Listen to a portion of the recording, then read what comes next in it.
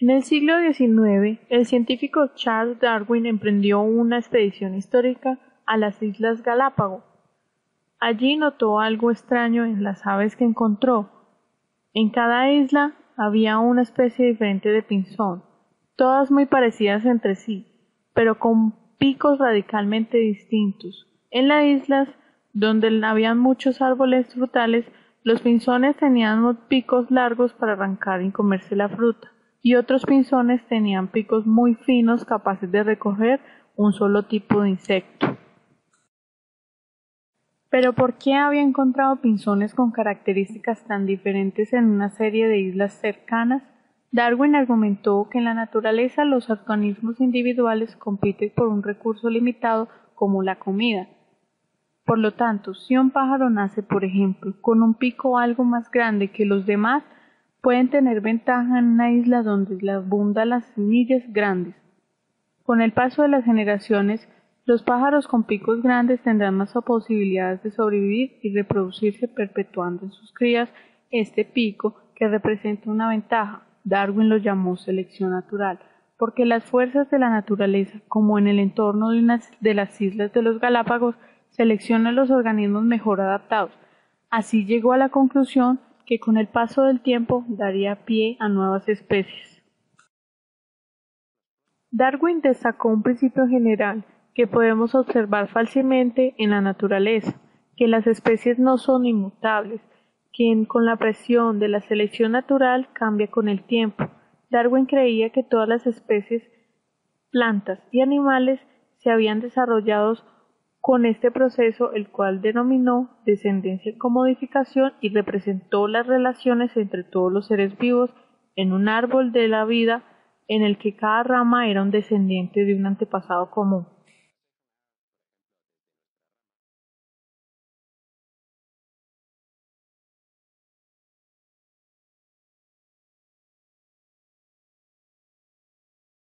Ahora bien, la selección natural se ha definido como el proceso que limita la tasa reproductora o la eficacia biológica de los seres vivos en relación con características fenotípicas heredables, dando lugar a cambios en las frecuencias de los fenotipos de una población en generaciones futuras, evolución. Pero esta solo tiene lugar siempre que exista.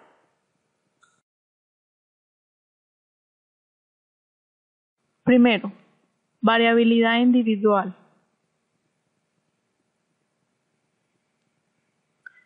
Segundo, una relación entre la variabilidad en eficacia biológica y la variabilidad fenotípica. Tercero, una relación entre esas características fenotípicas y el genotipo del individuo.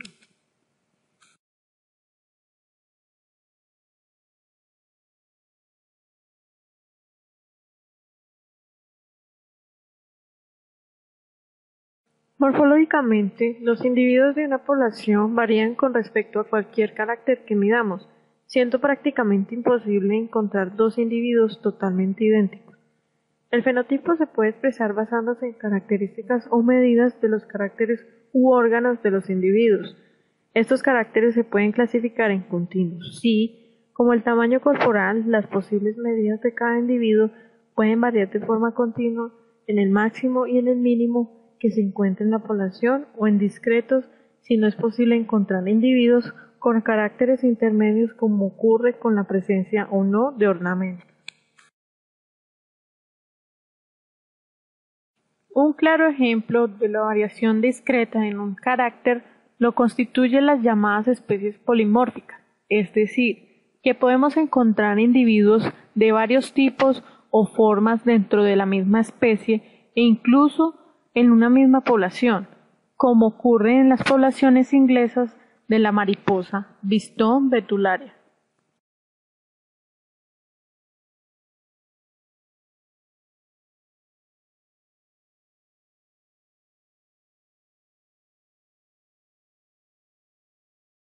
Sin embargo, la variación no solo se refiere a caracteres morfológicos. Si descendemos hasta de un carácter celular, como es el número y forma de estructuras cromosómicas, de nuevo nos encontramos variación. Este es el caso, por ejemplo, de cromosomas polimórficos debido a inversiones o de la existencia de cromosomas supernumerarios.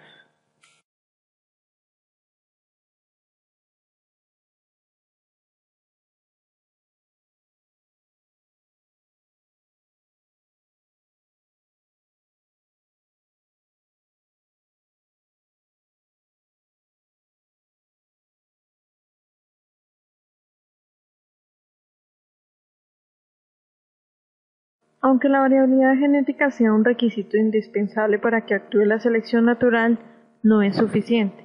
Si una variación genética dada no se traduce en una ventaja o un inconveniente que afecte a la eficacia biológica del individuo que la aporta en relación con la de los demás individuos en una población, los procesos de la selección natural no pueden actuar sobre ella.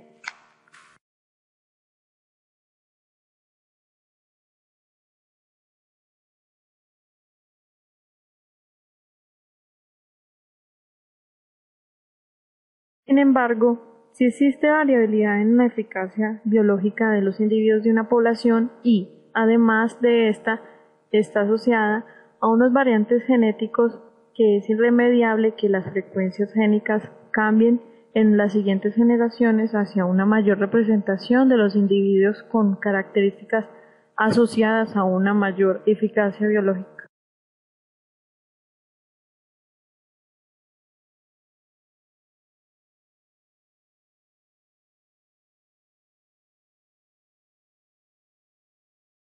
Entre los individuos que forman parte de una población, existen diferencias en cuanto a su eficacia biológica o número de descendientes que pasan a generaciones futuras. Estas diferencias pueden tener una base genética y ser debidas a diferencias en esperanza de vida, en la probabilidad de sufrir depredación, en la disponibilidad de alimento para invertir en reproducción y fertilidad y en la fecundidad.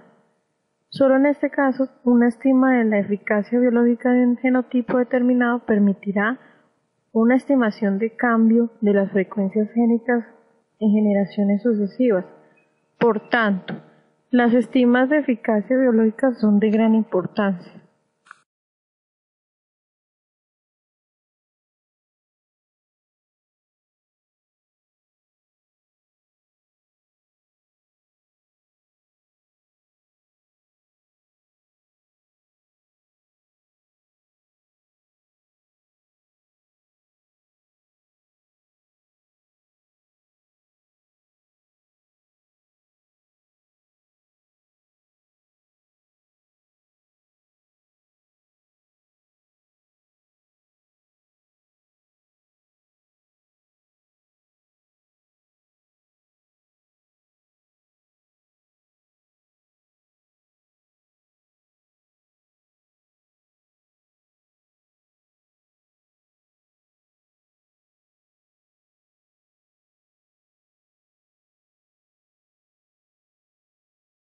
La selección natural se supone que debe resultar siempre que haya diferencias hereditarias en el fitness entre entidades biológicas en una población.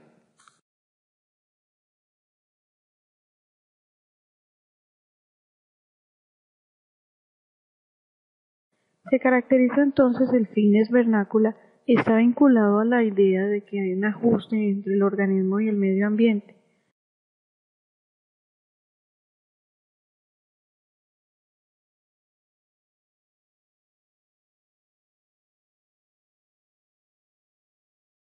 Por lo tanto, desde esta óptica, los organismos de una población que están en general en un mejor ajuste a las condiciones se puede esperar que su existencia se hace mejor.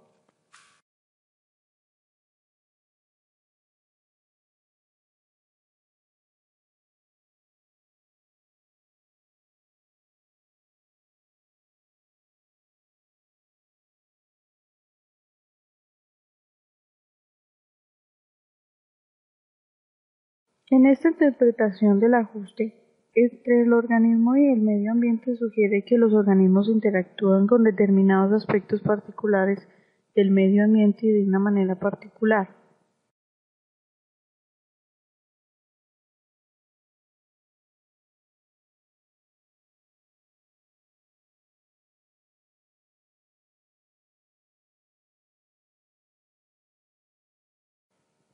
y aquellos organismos mejor adaptados a tener éxito en sus interacciones con aquellos aspectos del medio ambiente son los que logran un mejor ajuste.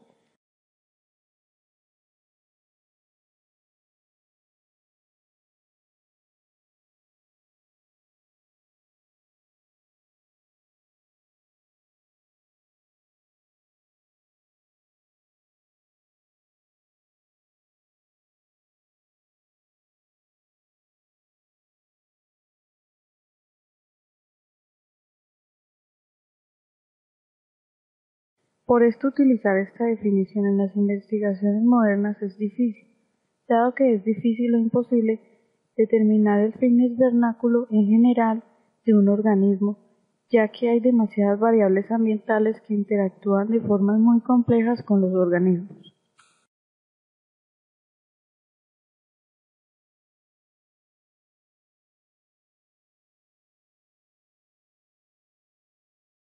El éxito real reproductivo del organismo, que emerge de su interacción con el medio ambiente en todos sus detalles, no nos dicen cómo se forma el organismo en el sentido vernáculo. Por los factores aleatorios que nos reflejan el organismo y el medio ambiente, también contribuye al éxito reproductivo. Por ejemplo, un individuo puede estar potencialmente en forma, dado su entorno típico, pero muy de mala suerte al ser alcanzado por un rayo.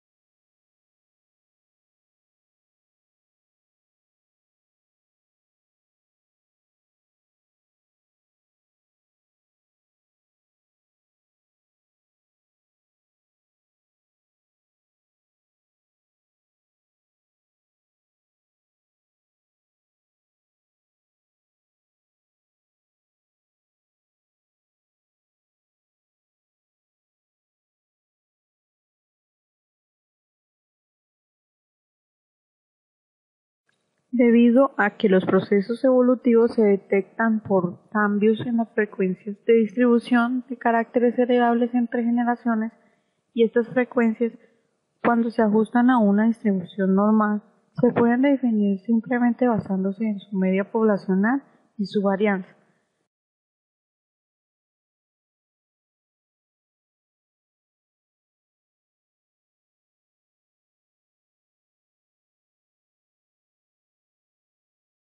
La clasificación más extendida de los tipos de selección está relacionada con la forma en que los procesos de selección natural afectan a estos parámetros poblacionales. Estos caracteres pueden ser cuantitativos o cualitativos, y la distribución de frecuencias puede verse afectada en tres formas distintas, dando lugar a tres tipos de selección.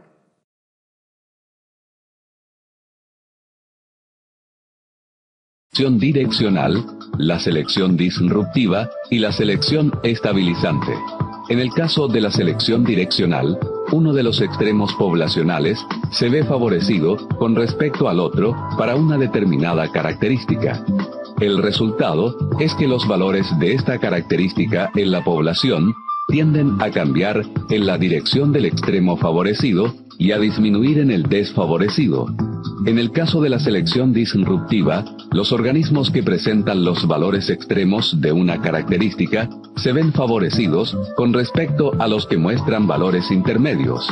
El resultado de esto es que los extremos de la población tienden a aumentar y el centro a disminuir, generando una distribución bimodal y eventualmente dos subpoblaciones separadas.